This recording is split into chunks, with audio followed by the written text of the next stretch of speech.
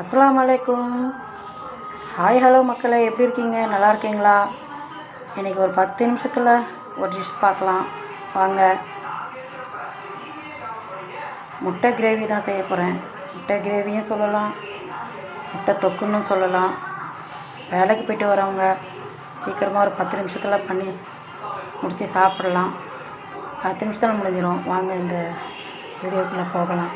8 முட்டை எடுத்திருக்கேன் கிரேவிக்கு. இந்த 8 முட்டையும் இந்த கடாயில் வச்சு தண்ணி ஊற்றி முழுகிற அளவுக்கு தண்ணி ஊற்றி வேக வச்சுக்கோங்க. ஒரு 10 நிமிஷம் வெந்தால் போதும்.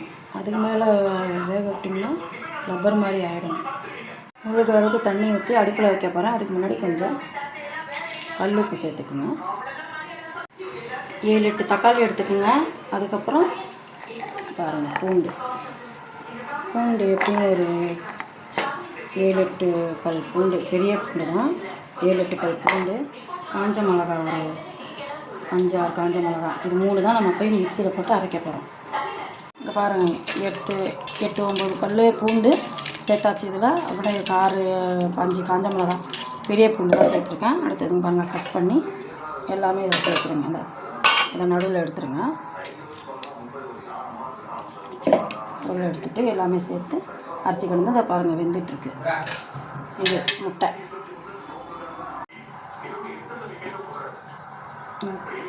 முட்டையெல்லாம் தோல் வச்சு வச்சுருக்கேன். இதெல்லாமே கோடு போட்டாச்சு. இந்த மாதிரி உங்களுக்கு காமிக்கிறதுக்காக வீடியோவில் கோடு போட்டு எல்லாத்துக்குமே அப்படி கோடு போட்டாச்சு. எண்ணெயை ஊற்றிடுங்க.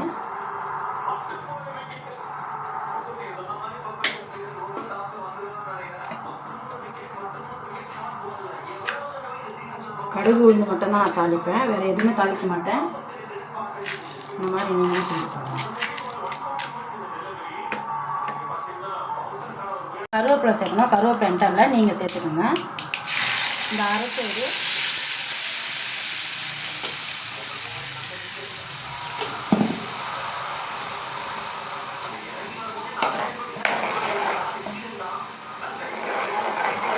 கலந்துக்கோங்க.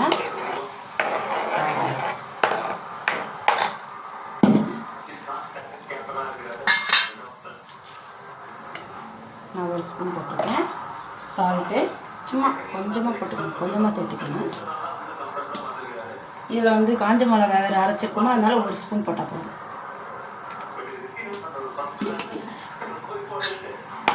கலந்து கொடுத்துட்டு அவ்வளோதான், சிம்பிளான கிரேவி. இது கூட முட்டையை இதில் சேர்த்துக்கணும்.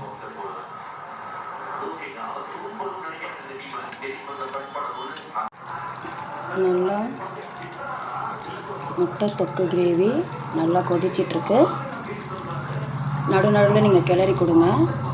இது ஈஸி ரெசிபி. இது பேச்சுலர்ஸ் கூட செஞ்சு சாப்பிடலாம் தாராளமாக. ஈஸியான ரெசிபி தான் இது. ஆனால் நல்லா டேஸ்ட்டாக இருக்கும். ஏன்னா இதில் பூண்டு சேர்த்துருக்கோம், காஞ்ச மிளகா அரைச்சிருக்கோம் இல்லையா. நீங்கள் இதை செஞ்சு சாப்பிட்டு பாருங்கள், செம்மையாக இருக்கும். என்னடா இவ்வளோ சிம்பிளாக இருக்கே, நல்லா இருக்காதுன்னு நினைக்காதுன்னா கண்டிப்பாக நல்லாயிருக்கும். செஞ்சு சாப்பிட்டு பாருங்கள். முட்டை தொக்கு கிரேவி ரெடி ஆயிடுச்சு. இது நீங்கள் தோசை, இட்லி, சாதத்துக்கு எல்லாத்துக்குமே வச்சு சாப்பிடலாம், நல்லாயிருக்கும். கடைசியாக ஒரு 2 பச்சை மிளகாய்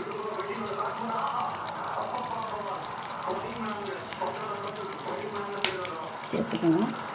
கொஞ்சமாக கொத்தமல்லி தூவிக்கணும்.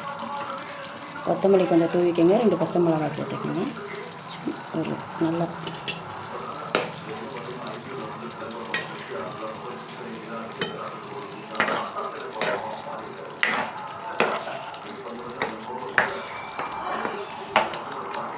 இது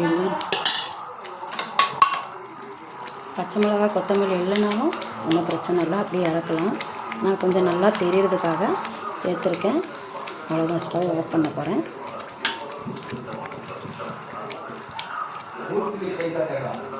இது நீங்கள் செஞ்சு சாப்பிடுங்க, கண்டிப்பாக செஞ்சு சாப்பிடுங்க. நல்லாயிருக்கும். சிம்பிளாக இருந்தாலும் நல்லாயிருக்கும். தேங்க்யூ மக்களே.